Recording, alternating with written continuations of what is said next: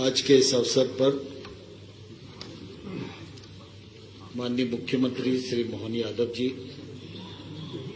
नेता प्रतिपक्ष श्रीमान उमंग संगार जी,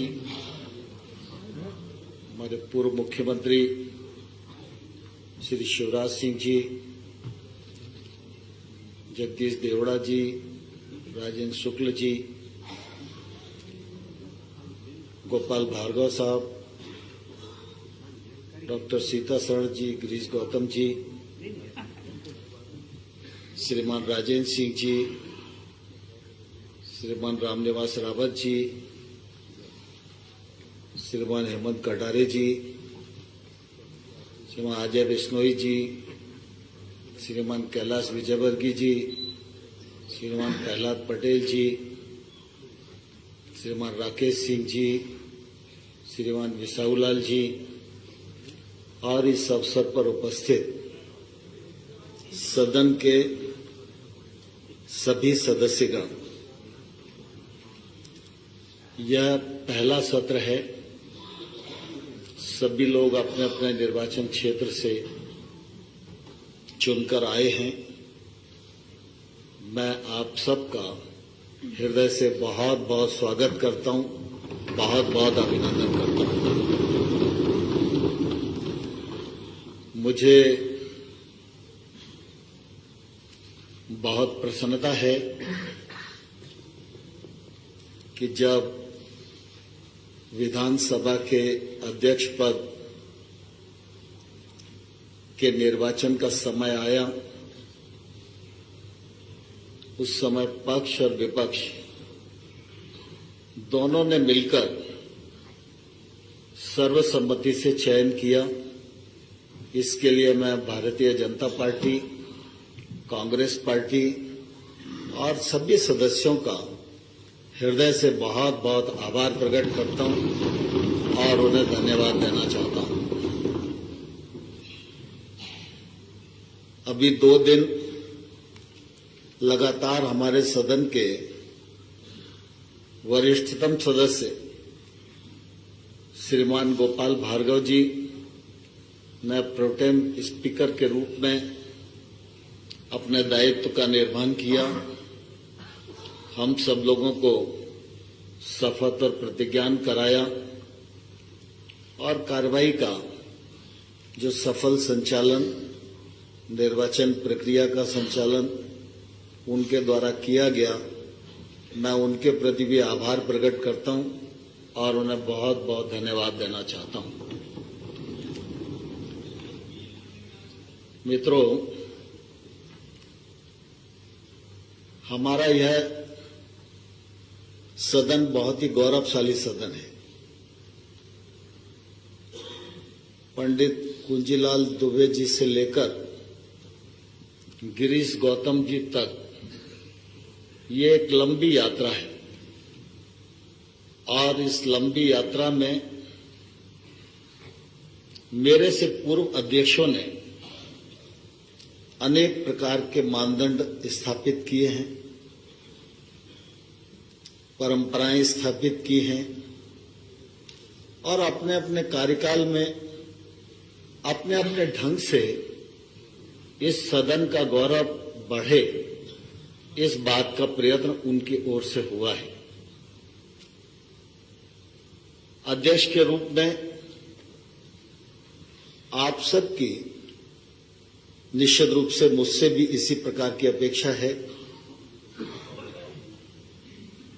मेरी ईमानदार कोशिश होगी कि मैं आपकी अपेक्षा के अनुसार अपने दायित्व का निर्वहन कर सकूं।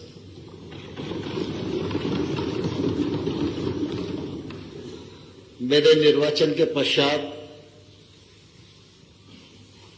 विभिन्न माननीय सदस्यों ने मेरे बारे में अपने विचार व्यक्त किए। मुझे नहीं मालूम कि मैं उन विचारों के योग्य हूं अथवा नहीं, लेकिन मैं इतना जरूर जानता हूं कि अगर आपके मन में ऐसा भाव मेरे प्रति है जो आपके द्वारा व्यक्त किया गया, तो मेरी ये जवाबदेही है, मैं उस भाव का सम्मान करूं और उसको निभाने की पूरी कोशिश करूं। हम सब सार्वजनिक जीवन में हैं। सार्वजनिक जीवन में व्यक्ति पहले मैदान में काम करता है, फिर किसी संस्था या संगठन से जोड़ता है, और जब वो संगठन उसको अवसर देता है तो वो जनप्रतिनिधि के रूप में अपनी भूमिका का निर्वाह करता है। लेकिन हम संगठन में काम करें या जनप्रतिनिधि के रूप में काम करें, हम सबका उद्देश्य एक ही होता है, जन समस्याओं का निराकरण, राज्य का सर्वांगीण विकास और संतुलित विकास। लोकतंत्र की एक खूबसूरती है कि पक्ष है तो विपक्ष भी है, और पक्ष के बिना विपक्ष अधूरा है और विपक्ष के बिना पक्ष अधूरा है। ये भी हम सब लोग भली प्रकार से जानते हैं। पक्ष और विपक्ष लोकतंत्र के दो पाए हैं। दोनों पाए को मजबूती के हिसाब से कदम से कदम, कंधे से कंधा मिलाकर चलना, इसी में हम सब लक्ष्य तक मिलकर पहुंच सकते हैं। मुझसे यह भी अपेक्षा की गई है कि मैं प्रतिपक्ष के सदस्यों को अधिक समय दूं।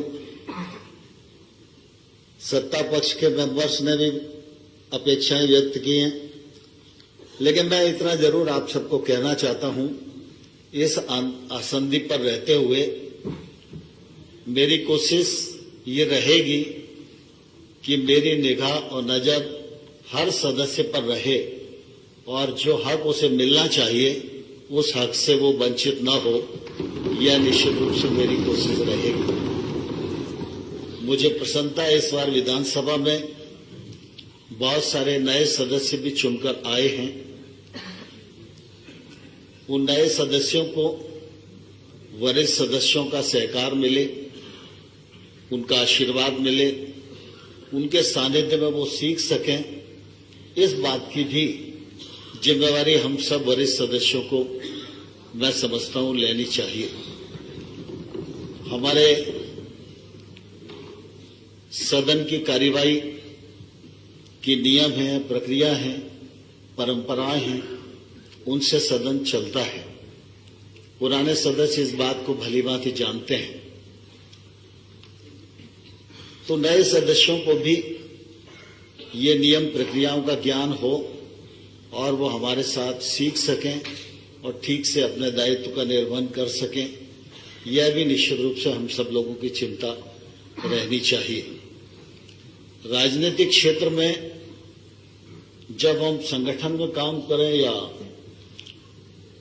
जनप्रतिनिधि के रूप में काम करें, तो मैं अपने अनुभव से यह जरूर आग्रह करना चाहता हूं कि राजनीतिक क्षेत्र में काम करने वाला व्यक्ति जितना अधिक अध्ययन करेगा, उतना अधिक वो सार्थक जीवन व्यतीत कर सकेगा और लोकतंत्र में सार्थक भूमिका का निर्वहन कर सकेगा। सामान्य तौर पर वर्तमान राजनीतिक जो परिदृश्य है, उसमें भौतिक भूमिका ज्यादा है, और इसलिए कई बार अध्ययन का जो पक्ष है वो ओझल हो जाता है, और अध्ययन की जो शून्यता है वो निश्चित रूप से फिर किसी भी मनुष्य को शॉर्टकट ढूंढने के लिए विवश करती है। और इसलिए हमारे पूर्वजों ने एक बहुत ही समृद्ध लाइब्रेरी इस विधानसभा में बनाई है। उस लाइब्रेरी का उपयोग नए सदस्यों ने तो करना ही चाहिए, लेकिन पुराने सदस्यों को भी ऐसा नहीं मानकर चलना चाहिए कि वो सब कुछ सीख गए। हम सब जानते हैं कि सार्थक जीवन इसी में है कि हम अपने भीतर हमेशा विद्यार्थी भाव को जिंदा रखें। व्यक्ति कितना भी पढ़े, कितना भी अनुभव करे, फिर भी सीखने के लिए पढ़ा ही रहता है, और जितना व्यक्ति सीखता है तो समाज में बांटता भी है। उसका लाभ समाज को भी होता है, उसके दल को भी होता है, उसके क्षेत्र को भी होता है, और जिन जिन क्षेत्रों में वो काम करने के लिए जाता है उन क्षेत्रों को भी निश्चित रूप से वो लाभ मिलता ही है। प्रश्न है, ध्यानाकर्षण है, ये एक अपनी प्रक्रिया है। इसमें जितने अध्ययन के साथ हम तैयारी रखेंगे, सरकार को उतने ही अध्ययन के साथ जवाब देने के लिए विवश होना पड़ेगा और जवाब सार्थक आए, समस्या की जड़ तक हम जाएं, तो ये बहुत जरूरी है। एक उदाहरण मैं आपको देना चाहता हूं। मैं प्रतिपक्ष का सदस्य था और रत्नेश सालोमन उच्च शिक्षा मंत्री थे। तो मैं जिस विधानसभा क्षेत्र का सदस्य था, उस विधानसभा क्षेत्र में 2 शासकीय महाविद्यालय थे। उनके पास अपना भवन नहीं था। तो जैसे ही सत्र शुरू होता था तो सरकार ये कार्रवाई शुरू कर देती थी कि इनको किसी दूसरी बड़ी बिल्डिंग में भेज दो। अब बड़ी बिल्डिंग में जाएंगे तो मेरे विधानसभा क्षेत्र से बाहर जाने वाले हैं। तो मेरी कोशिश ये रहती थी कि भाई अपन विधायक है तो अपने यहाँ का कॉलेज तो जाना नहीं चाहिए। तो बड़ी कोशिश की, लेकिन उस समय पैसे का अभाव रहा। तो मैंने कई बार प्रश्न लगाया। एक बार रत्नेश सालोमन जी ने मुझे जवाब में कहा कि आप विधायक निधि से जितना दे दोगे उतना हम सरकार से दे देंगे। तो मैंने उस समय दोनों महाविद्यालयों के लिए 10-10 लाख रुपया दे दिया। अब एक महाविद्यालय की बिल्डिंग बनाने में 85 लाख रुपया लगता था, लेकिन वो कम था। लेकिन काम शुरू हो जाएगा तो महाविद्यालय रुक जाएगा, यह मेरी कोशिश थी। तो मैंने इतनी कोशिश की उन दोनों महाविद्यालयों को बनाने के लिए। आजकल प्रद्युमन सिंह जी उस विधानसभा क्षेत्र का नेतृत्व करते हैं कि मैं इन वर्षों में राज्य और केंद्र सरकार में विभिन्न विभागों का मंत्री रहा हूं, लेकिन जिन विभागों का मैं मंत्री रहा हूं उस विभाग की किसी मांग संख्या का मुझे क्रमांक याद नहीं है। लेकिन उच्च शिक्षा विभाग की उस कालखंड में मांग संख्या 44 होती थी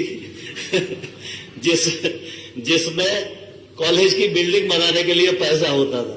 तो मैंने इतनी बार कोशिश की कि और उसके बाद में कोशिश के परिणाम स्वरूप पैसा लेने में सफल हुआ। आज दोनों बिल्डिंगें बनी हुई हैं। तो मैं कुल मिला के कहना ये चाहता हूं कि सदस्यों को जो प्रश्न उठाएं उसको लॉजिकल एंड तक ले जाना चाहिए। विधायिका का भी उपयोग करना चाहिए, व्यक्तिगत मिलकर भी कोशिश करनी चाहिए और सार्थक कोशिश होगी तो परिणाम आएगा ही। हम सब बहुत सौभाग्यशाली हैं कि हमारा यह सदन बहुत ही गौरवशाली सदन है।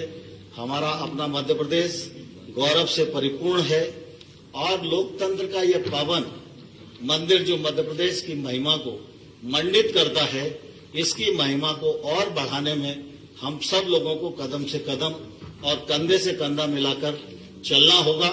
आप सबका सहयोग और आप सबका समय समय पर मार्गदर्शन मुझे मिलता रहे, जिससे कि मैं इस कार्यवाही का आपकी अपेक्षा के अनुरूप संचालन कर सकूं। आप सभी ने जो विचार व्यक्त किए उसके लिए बहुत बहुत धन्यवाद। माननीय अध्यक्ष महोदय, एक अनुरोध है मेरा।